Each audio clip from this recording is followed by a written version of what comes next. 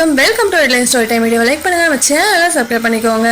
போன வீடியோவில் அதோட முடிச்சிருப்பேன் அப்படின்னா, யூ வந்து ஹீரோயினை பார்த்து கேட்குறான், உனக்கு என்னாச்சு, நீங்கள் என்ன பண்ணுற அப்படின்னு கேட்குறான். இல்லை ஷாங்கேன் தான் ஹீரோவை பார்த்துக்க சொன்னான், அதனால தான் நான் இங்கே இருக்கேன் அப்படின்னு சொல்கிறா ஹீரோயின். ஓ அப்படியா, சரி நைட் ஆயிடுச்சு, விடியறதுக்கு வரைக்கும் இங்கேயே இருக்க போறியா என்ன? சரி நீ என்னவோ பண்ணு, நான் போய் நெருப்பு ரெடி பண்ணணும் அப்படின்னு யூ கிளம்பிடா. இப்போ ஹீரோயின் சரி ஹீரோக்கு பெட்ஷீட்லாம் மூடி விட்டுட்டு கிளம்பலாம் அப்படின்னு மூடி விட்டுட்டு இருக்கா. இந்த டைமில் ஏற்கனவே ஹீரோக்கு உடம்பு சில ஏதோ கனவு காணுவோம் போல இருக்கு. ஹீரோயினை இறுக்கமாக கட்டி பிடிச்சிட்டு என்னை விட்டு போகாத அப்படின்னு சொல்லிட்டு இருக்கான். ஹீரோயினும் எப்படியாவது வெளியே வந்துடலான்னு பார்க்குறா. ஆனால் ஹீரோ இன்னுமே இறுக்கமாக கட்டி பிடிச்சிக்கிறான். சரின்னு ஹீரோயின் என்ன பண்ணுறான்னா, ஹீரோ கழுத்தில் போட்டிருக்க அந்த ஸ்டோனை தொட்டு பூனையாக மாறிடுறா. இப்போயாவது நம்ம வெளியே போகலான்னு நினைக்கிறான். ஆனால் அப்போ கூட பூனையாக இருக்கிற ஹீரோயினை இன்னுமே இறுக்கமாக பிடிச்சி வச்சுக்கிறான் ஹீரோ. இப்போ வேற வழியே இல்லாமல் ஹீரோயின் விடிகிற வரைக்கும் அப்படியே பூனையாக ஹீரோ மேலேயே இருந்துட்டு இருக்கா. இப்போ அப்படியே ஹீரோ கண்ணை முடிச்சு ஹீரோயினை பார்த்துட்டு, ஆமாம் நீ எப்போ பூனையாக மாறின, ஏன்னா என்னை பிடிச்சி வச்சுக்கிட்டு எப்போ மாறினு கேள்வியாடா கேட்குற அப்படிங்கிற மாதிரி ஹீரோயின் திட்டிகிட்டு இருக்கா. ஹீரோ என்ன பண்ணுறான்னா, அவனோட ஸ்டோனை பூனைக்கிட்ட தூக்கி போட்டு, இங்கே பாரு ஒழுங்கா அதை தொட்டு சீக்கிரமாக பொண்ணா மாறி வா அப்படின்னு சொல்கிறான். ஆனால் ஹீரோயின் நான் பண்ண மாட்டேன், நான் இப்படியே இருந்துக்கிறேன் அப்படிங்கிற மாதிரி ரியாக்ஷன் கொடுத்துட்டு இருக்கா. ஆனால் அது ஹீரோ கேட்காது இல்லையா. மறுபடியும் ஹீரோ என்ன சொல்றான்னா, இங்க பாரு சீக்கிரமா பொண்ணா மாறி வா, ஏன்னா இந்த இடத்துல ஆள் நடமாட்டம் நிறைய இருக்கும், நீ பொண்ணா மாறும்போது உடம்புல ட்ரெஸ் இருக்காது, இதுக்கு மேல உன் இஷ்டம் அப்படிங்கிற மாதிரி சொல்லிட்டு ஹீரோ வெளியே போயிடுறான். ஹீரோயினுமே பொண்ணா மாதிரி வெளியே வரா. வந்ததுமே சரி நம்ம எங்க ஸ்டோனை தொலைச்சிருப்போம்னு சண்டை போட்ட இடத்துல எல்லாம் போய் தேடிட்டு இருக்கா. அங்க அப்படியே யூவையும் ஹீரோவையும் காமிக்கிறாங்க. ரெண்டு பேரும் பேசிட்டே வந்திருக்கும் போது இதுவா அதுவான்னு யூவும் மாத்தி கேட்டுட்டு இருக்கான். ஒரு இடத்துல தட்டி விழ போக ஹீரோ வேகமா போய் யூவை பிடிக்கிறான். இது பாக்குறதுக்கு கட்டி பிடிச்சிட்டு நிக்கிற மாதிரி இருக்கு. அந்த இடத்துக்கு ஹீரோயின் வந்துட்டு, ஓ அவனா நீ அப்படிங்கிற மாதிரி ரியாக்ஷன் கொடுத்துட்டு, சரி நீங்க ரெண்டு பேரும் என்ஜாய் பண்ணுங்க, நான் வெளியெல்லாம் சொல்ல மாட்டேன் அப்படின்னு சொல்லிட்டு ஹீரோயின் அங்கிருந்து போயிடுறா. அதே நேரத்துல இளவரசனும் ஹீரோயினை பார்க்க வரா. இப்ப இளவரசர் கையில தான் அந்த ஸ்டோன் இருக்கு. அதை ஹீரோயின்ட்ட கொடுத்ததுமே, இது எப்படி உங்களுக்கு கிடைச்சது அப்படின்னு ஹீரோயின் கேட்கறா. கீழே கிடந்து கிடைச்சது, இது உன்னோட தான், எனக்கு தெரியும், அதான் எடுத்துட்டு வந்தேன் அப்படின்னு சொல்றாரு. அது மட்டும் இல்லாம இளவரசரே ஹீரோயினுக்கு போட்டு விட்டு இருக்காரு. இதை பாக்குற ஹீரோக்கு அப்படி வைத்தறிச்சல் தாங்க முடியல. இப்போ ஹீரோ இளவரசர்கிட்ட வந்து, சரி இளவரசி எப்படி இருக்கா அப்படிங்கிற மாதிரி கேட்குறாங்க. அவள் நல்லதா இருக்கா, ஆனா இப்போ அவகிட்ட நடந்ததை பத்தி கேட்டா, நான் யாரையுமே அட்டாக் பண்ணல அப்படின்னு சொல்றா, அவளுக்கு எதுவுமே ஞாபகம் இல்லை அப்படின்னு இளவரசர் சொல்றாரு. ஆமா எனக்கு கொஞ்சம் சந்தேகமா தான் இருக்கு, இளவரசியா எனக்கு நல்லாவே தெரியும், கடந்த 10 வருஷமா நான் நல்லாவே பார்த்துட்டு தான் இருக்கேன், அவங்க திமிர்த்தனமா பேசுவாங்களே தவிர யாரையும் இப்படி காயப்படுத்த மாட்டாங்க, இதுல ஏதோ ரகசியம் இருக்கு அப்படிங்கிற மாதிரி ஹீரோவும் சொல்லிட்டு இருக்கான்.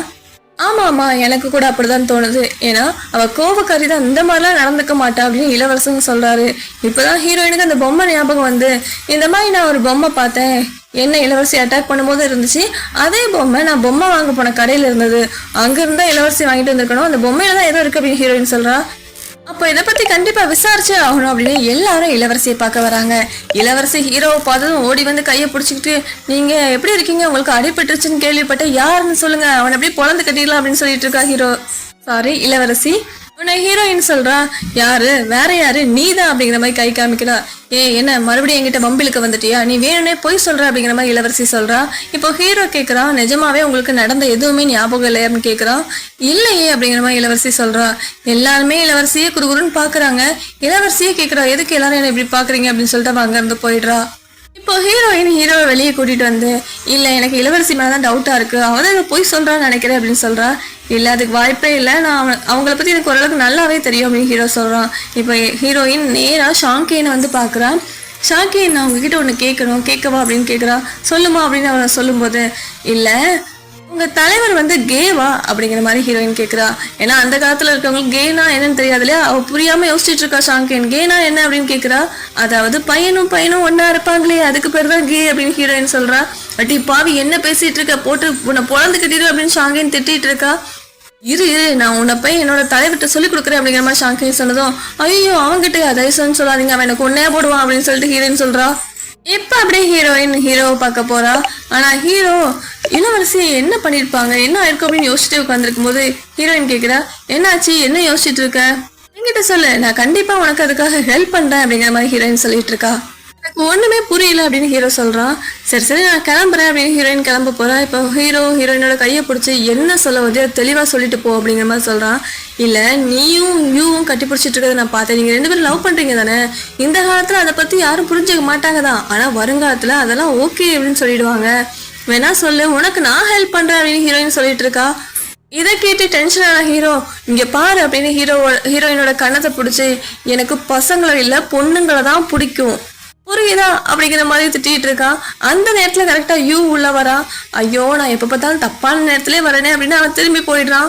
ஆனா ஹீரோ என்ன பண்றான்னா யூவை நிக்க சொல்லிட்டு ஹீரோயினை நீ வெளியே போ அப்படின்னு சொல்லிடுறான்.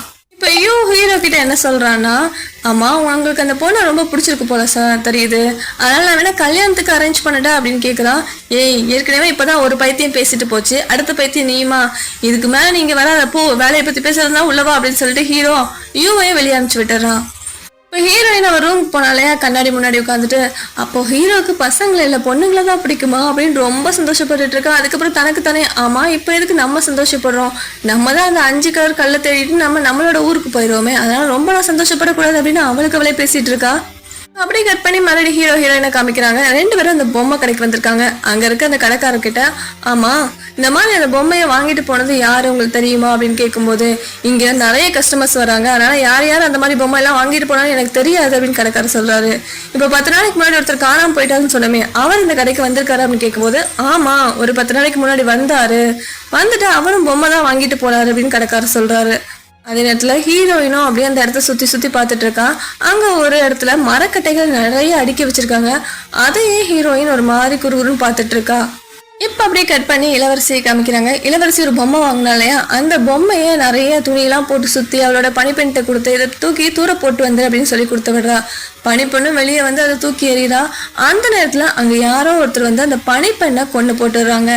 மறுநாள் காலையில ஹீரோயின் என்ன பண்ணிட்டு இருக்கானா, ஒரு மரக்கலையை உடைக்கிறதுக்காக தொங்கிட்டு இருக்கா. அந்த இடத்துக்கு ஹீரோ வரா. ஆமா அங்க என்ன பண்ணிட்டு இருக்க அப்படின்னு கேட்கும்போது, எனக்கு இந்த பீச் மரத்தோட மரக்கலை வேணும், உடைச்சுதா அப்படின்னு ஹீரோட்ட கேக்குறா. இது பீச் மரமே கிடையாது அப்படின்னு ஹீரோ சொன்னதும், சரி எனக்கு வேணும் ரெடி பண்ணி கொடு அப்படின்னு சொல்றா. அதெல்லாம் முடியாது அப்படின்னு ஹீரோ சொல்றான். என்ன நீ தரலன்னா என்ன, நான் போய் இளவரசன்ட்ட கேட்கிறேன், அவன் எனக்காக ரெடி பண்ணி தருவான் அப்படின்னு ஹீரோயின் சொல்றா. ஹீரோயின் எதுக்காக அந்த மரக்கட்டையை கேட்கிறா, அடுத்து என்ன ஆகும் அப்படிங்கறத அடுத்த பகுதியில பார்க்கலாம். பாய்.